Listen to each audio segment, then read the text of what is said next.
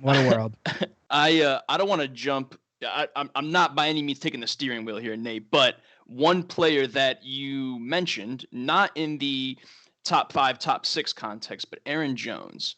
What Aaron Jones did last week, I think, is obviously a huge week, 45-point number one running back week, just ridiculous performance, 3 touchdowns, 236 yards, the whole shebang. He's a player that I don't know if overlooked is the right word in dynasty senses, but I'm curious, guys. Age 25, almost 26. Where does he slot in? I guess a lot of the concern with Jones was just being tethered to Aaron Rodgers and what did the Packers look like without Rodgers? Rodgers has looked really good through 2 games. Is he, along for a longer ride than a lot of us maybe initially projected? There was all the talk about they drafted, Jordan Love. They hate Rodgers.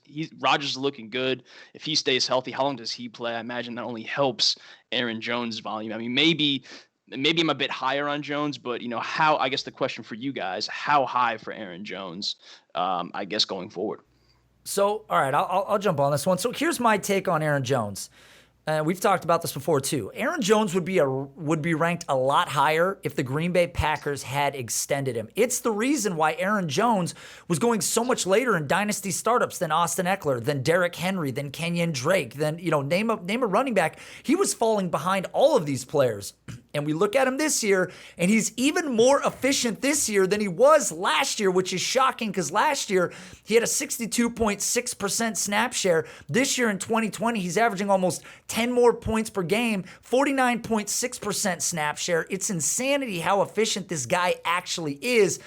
I think the biggest gap for him is the contract extension, because in the back of people's minds, we've seen AJ Dillon get drafted to Green Bay. They're thinking, what if Aaron Jones goes to the Jets? Is he as good if he's playing in New York as he is in Green Bay? I think he's talented, but I think the answer is no. And for me, a contract extension would be the big changing factor.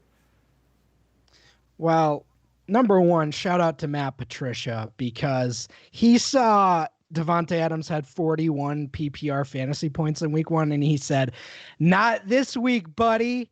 And he's like, run defense? We don't need anyone to stop Aaron Jones. We're not going to stop Aaron Jones. It was a nightmare. I mean, what were they doing? They didn't try to stop the run. So that's a whole different conversation. Shout out Matt Patricia. But I'd like to take us back to 2015.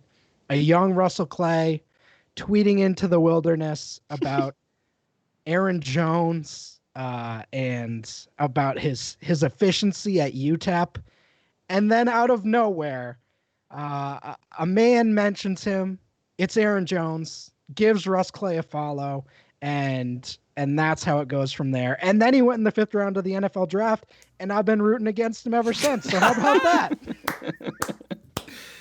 I mean, he's hyper talented. The efficiency is so crazy though. Yeah. Like, I mean, there are few running backs that are producing like Aaron Jones is on this little amount of volume. I mean, like you said, they didn't stop the run at all. The guy had almost 170 rush yards on 18 attempts. That was 9.3 yards per attempt.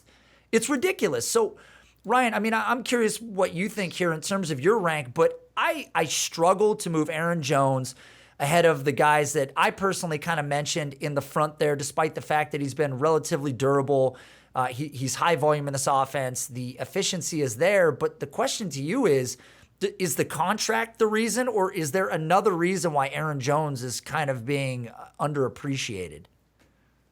Yeah, I mean, I guess for dynasty purposes, you want that security, and I imagine we're going to see it for a lot of gamers that now that Kamara is locked up, now that Cook's locked up.